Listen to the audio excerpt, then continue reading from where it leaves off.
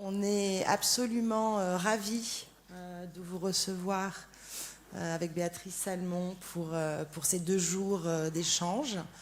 Je crois que la réponse, le fait aussi que vous soyez là en nombre aujourd'hui, me fait penser que ces moments où on prend le temps d'échanger autour des enjeux qui nous sont communs sont des moments importants. Donc on est absolument ravis de vous avoir et d'avoir aussi, je dois dire, beaucoup d'étudiants dans cette salle. On y tenait beaucoup, donc je tiens à remercier les enseignants de l'Université Bordeaux-Montaigne, les enseignants de l'EBABX de Bordeaux, les enseignants de l'ICAR. On a d'ailleurs aussi des étudiants de l'ICAR qui nous aident sur l'organisation de ces 2 journées, les enseignants de l'ISDAT à Toulouse, voilà, d'être venus avec des étudiants. On a 2 jours très intenses à passer ensemble. Je vais juste en introduction peut-être vous parler un petit peu du point de départ et des enjeux de cette journée. Le point de départ est lié à l'exposition de collection Le Tour du jour en 80 mondes, dont nous vivons les derniers jours, puisque l'exposition s'arrête ce dimanche après un an et demi. Et donc ce récit de collection, comme je l'ai appelé, est un dialogue entre des œuvres historiques importantes de la collection du CAPC avec des œuvres du CNAP. Donc, je crois que dès les premières discussions que j'ai eues avec Béatrice Salmon autour de ce dépôt qui a été fait au CAPC, on avait évoqué cette idée de faire un symposium, d'avoir un moment d'échange avec vous. Et finalement, ce récit de collection, ce premier récit de collection, je l'ai pensé, je l'ai imaginé à mon arrivée au CAPC. Alors il a connu plusieurs vicissitudes liées évidemment à la situation pandémique, mais pour moi c'est en quelque sorte l'exposition manifeste sur finalement tout un champ d'investigation que j'avais envie d'opérer sur la collection, partant d'un état des lieux de cette collection auquel le public français est très attaché. Je crois que la collection du CAPC a accompagné, je dirais, les émotions esthétiques de plusieurs générations en France. Et néanmoins, évidemment, le constat, il était aussi également lié au fait que cette collection, elle s'était peu accaparé la question de dans quel contexte en fait elle se situait. D'ailleurs, Manuel Borja-Villet, le directeur du Reina Sofia, je pense cet après-midi, nous évoquera cette notion du musée situé dans un contexte. Et le contexte, il est double. Il est le contexte d'une ville, Bordeaux, qui a été profondément marquée par le commerce triangulaire, qui d'ailleurs doit sa richesse au commerce triangulaire, d'un lieu qui lui-même est complètement empreint de cette histoire, puisque vous le savez sans doute, mais nous sommes ici dans les entrepôts réels des denrées coloniales, c'est la terminologie exacte, réel signifiant, étant un terme juridique qui permettait de dédouaner les marchandises. Donc avec une ville qui a été tournée historiquement vers l'Afrique, vers l'Asie, et néanmoins une collection qui ne reflétait pas cette situation-là. Alors à cela, rien de très original. Finalement, une collection qui est à 87% européenne et nord-américaine et à plus de 90% masculine, n'est pas un fait exceptionnel. Ça concerne évidemment toutes les collections en Europe.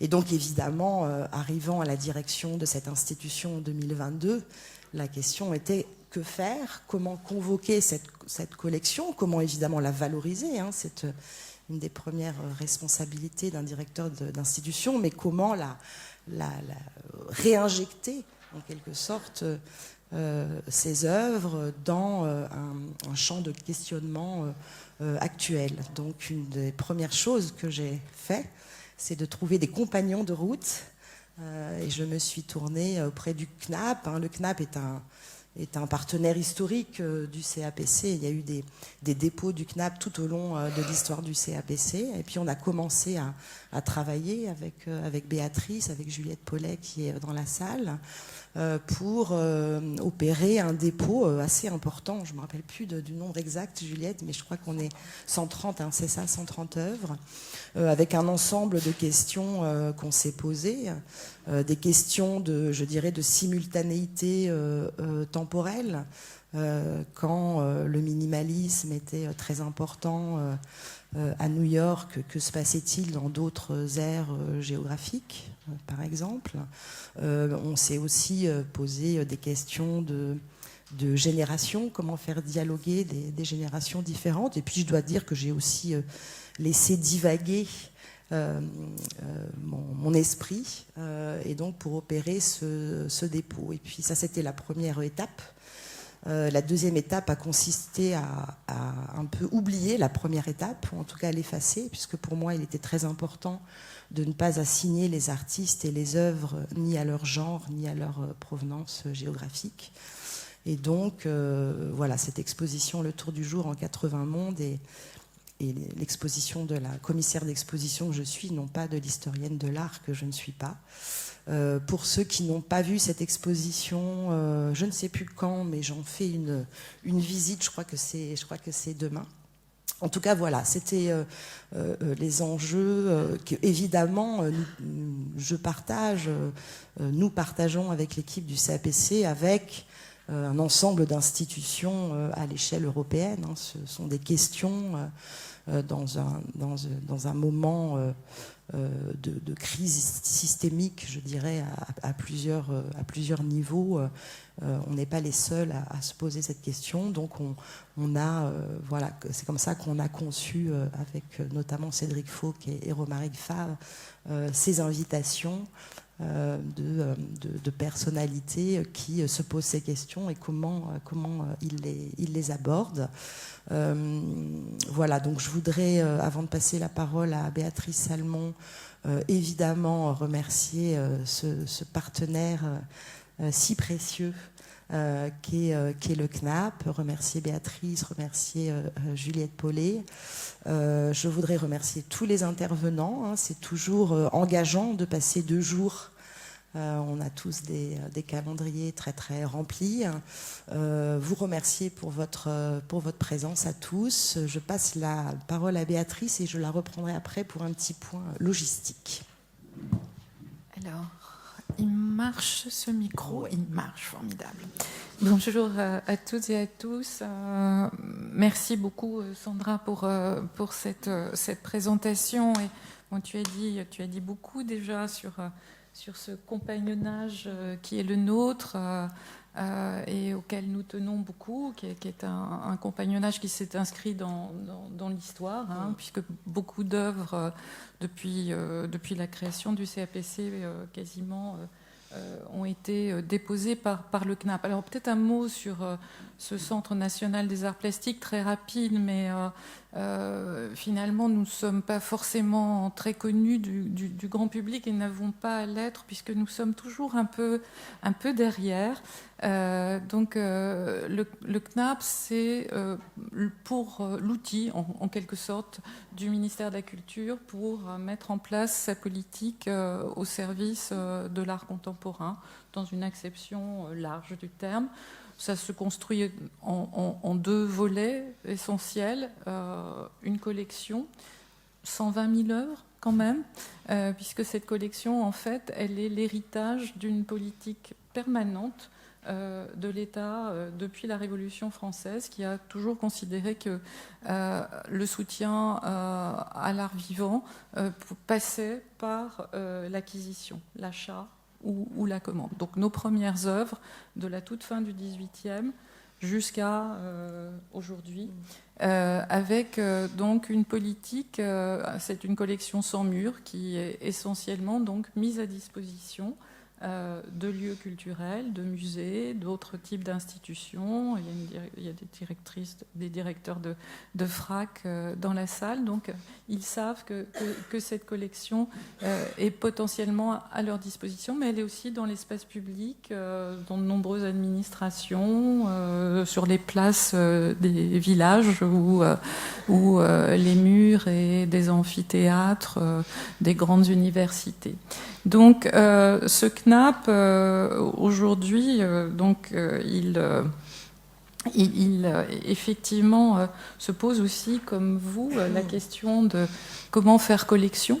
C'est un sujet complexe. Que faire de ces collections et donc, on était évidemment très heureux de cette opération très, très conséquente qu'a consisté à déposer ces 130 œuvres pour venir en quelque sorte perturber un peu et enrichir en même temps la collection du CAPC et permettre à Sandra de faire ce tour du jour en 80 mondes. De la même manière, je crois qu'il y aura d'autres œuvres du CNAP dans le prochain accrochage que Cédric prépare et dont il nous parlera aussi d'amour systémique. Peut-être aussi un mot sur cette question qui nous réunit aujourd'hui, qui est donc cette volonté de voir autrement nos collections et de comprendre un peu comment nous pouvons les rendre accessibles aussi par la recherche. Et de ce point de vue-là, donc le CNAP a pris ces dernières années plusieurs initiatives. Nous avons réuni pour la première fois un comité scientifique en 2022 qui désormais nous accompagne justement dans la structuration de notre travail sur la recherche. Alors, une recherche qui, bien évidemment, s'adresse au monde universitaire, et c'est, je dirais, largement le projet qui va être assumé en dialogue avec ce comité scientifique. Mais nous avons aussi toujours souhaité prendre des chemins de traverse et envisager une recherche différente qui peut être portée par des chercheurs, auteurs, autrices qui ont une autre perspective. Et c'est en particulier un travail qui a été porté par Juliette Paulet, déjà citée, et dont en fait un certain nombre de boursiers de cette bourse, puisqu'il s'agit d'une bourse de curation, en fait, seront présents au cours de ces séminaires et viendront donc restituer leur travail. Certains, donc un travail qui pour certains est encore en cours, pour d'autres qui est plus achevé. Je voudrais citer Sacha Pévac, qui interviendra demain, je crois, et aujourd'hui d'ailleurs, puisque c'est donc sous forme d'atelier, une forme qui précisément aussi reflète cette volonté de ne pas figer des recherches, mais de les garder comme des outils qu'on élabore et qui sont à partager. Et c'était aussi ce que nous ferons avec Eva Barouet-Cavel, qui a aussi mis en place un dispositif qu'elle nous présentera. C'est également le cas de la collaboration qui s'est construite avec Émilie Pitoiset, qui va travailler sur un certain nombre d'œuvres de nos collections, performances, protocoles, qui méritent là aussi d'être régulièrement interroger, questionner. Qu'est-ce que ça veut dire de collectionner ces œuvres? Comment peut-on non pas les conserver avec ce que veut dire ce mot parfois. J'ai toujours eu beaucoup de mal à m'appeler conservateur. Je trouve que c'est un titre absolument terrible. Et donc, comment ne pas être dans cette vision d'un temple où notre métier consisterait simplement à isoler les œuvres, mais au contraire, comment essayer par l'étude, de les rendre vivantes et donc de les conserver. C'est une approche qui est très différente et c'est celle que nous essayons avec le concours de tous ces compétences, de ces regards précieux, essentiels pour nous. Nous essayons de vivre notre collection différemment. Voilà, donc je voulais, une fois de plus, Sandra, te remercier avec Cédric et toute l'équipe du CAPC. Nous sommes heureux de travailler avec vous, et je voudrais également remercier Juliette qui est votre partenaire au quotidien pour préparer tous ces projets, et j'espère que longue vie à notre collaboration. Voilà. Merci. Merci.